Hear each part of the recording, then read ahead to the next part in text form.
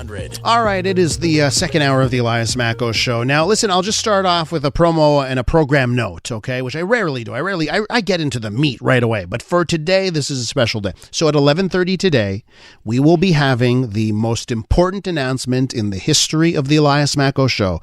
You know, last week, Ken Connors on the airwaves announced he was retiring. He had his big announcement. I said, well, you know, if Ken's going to have big announcements, I guess I should be having big announcements as well.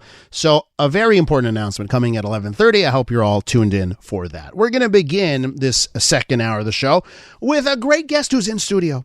John McMahon is the Director General of Vanier College. And John is in, of course, because we got to talk about Bill 96, right? Which really affects Anglo CEGEPs, English CEGEPs.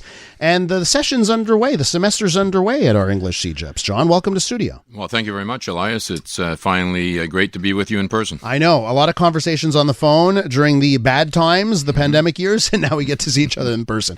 So, John, the way I understand it, and we spoke to your colleague, Diane Gauvet from Dawson last week. Do you guys, by the way, do all of you Director Generals from the Anglo CEGEPs, do you have poker games? Do you get together? Do you have a club? We don't really have poker games, but we work very, very closely together. There's a group called the English College Steering Committee, and we collaborate and communicate not quite daily, but weekly. So I heard the view from Dawson and Diane last week. I want to get your view. From what I understand, two phases here, Bill 96, on how it affects your institution. How's it going on phase one? Well, phase one, the most stressful part of phase one was last year when we had to do all of the preparation to put the three French literature courses into each and every program so that non-certificate holders could receive a sufficient preparation to write the French exit exam. That was very stressful because a lot of information and clarification was slow in coming.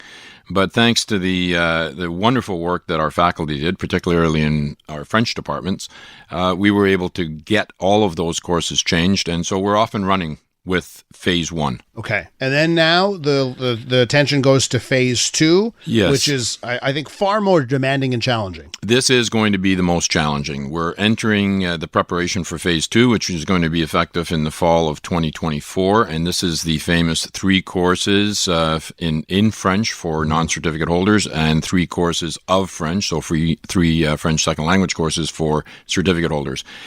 Again, this will require modifications to every single program, and this will have an impact. Every program's got to change. Every program's got to change. Yeah. Was it fair to say that change really came out of nowhere? That was the surprising thing that came out of Bill 96? Because that was an amendment last minute, correct? That's correct. Yeah, we were very surprised. I think I spoke to you at the time. We were shocked, actually. It was a liberal amendment, too, right? The liberal members...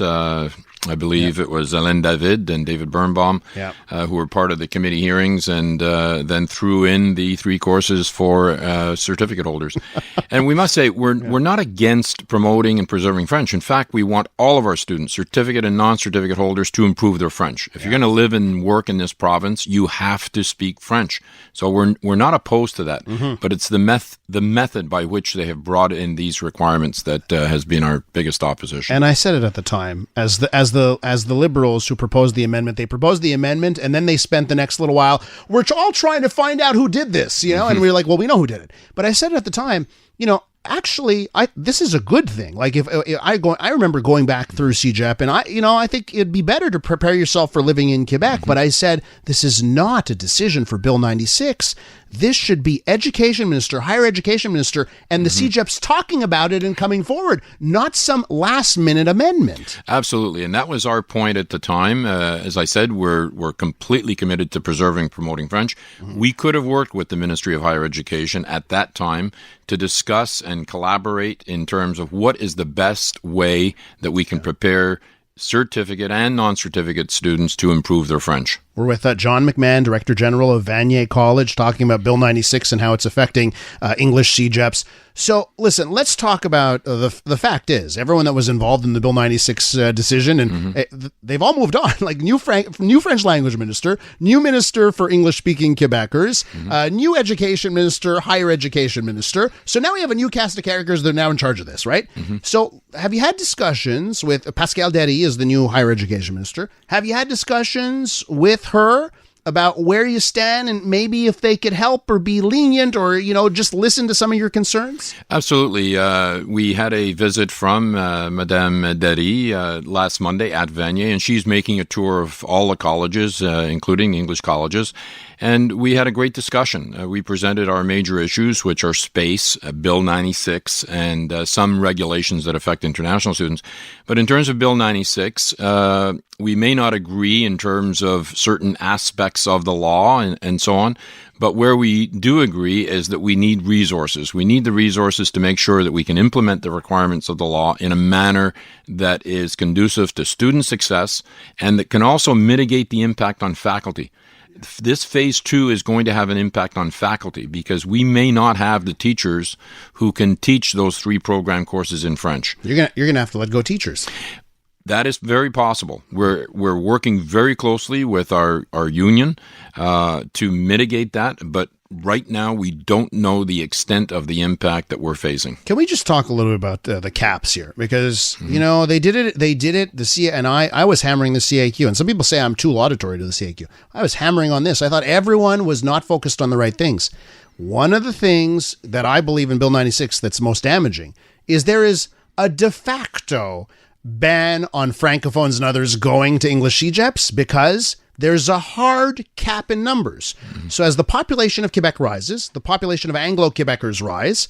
It's the same number of people that are allowed to go to these institutions, English CEGEPs, and you have to prioritize Anglos. So allophones, Francophones, eventually, if the population keeps rising, they won't fit in. They won't be able to go to English CEGEPs, right?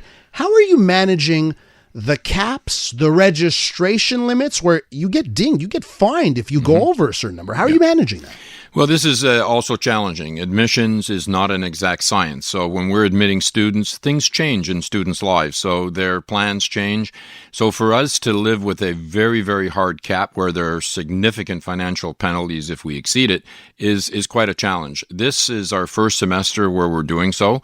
And we're going to have to look at numbers for the winter semester and perhaps adjust downward if we exceed the fall numbers so that we can have an annual number that is within the gap because the financial penalties are severe. So what I don't understand, it's almost like this law is written to make sure English CEGEPs are less efficient. Like you do your best to get at the number, right? So that you could, because it's not good if you have empty spots, right? That's not good. That's not a good use of resources if you have empty spots. So you try and make sure that every seat is full. And then if you do a good job, but you get over because you're just trying to make sure you don't have empty spots, you're going to get dinged. Absolutely. It seems like madness. Have you told this to Pascal Derry, the higher education minister? We absolutely did. And we have to focus on what the objective is here. The objective is to limit Francophone and Allophone students from coming to English colleges. Yeah. We have been portrayed, particularly in the French media, as being the vectors of Anglicization, as being the scapegoats An assimilation factory of Vanier College. And for contributing in a major way to the decline of French. And we completely disagree with that. We are interested in preserving and promoting French. We can be allies in that objective, but that's the objective. So all of these requirements, all of these limitations in Bill 96 are designed to make it very prohibitive for Francophone and Allophone students to come to English colleges, including the requirement to write the French exit exam. Yeah. Those students will be prepared to write the French exit exam, but not with the same number of hours of course preparation as their counterparts in French CEGEPs. Mm-hmm. So we're up against a major challenge.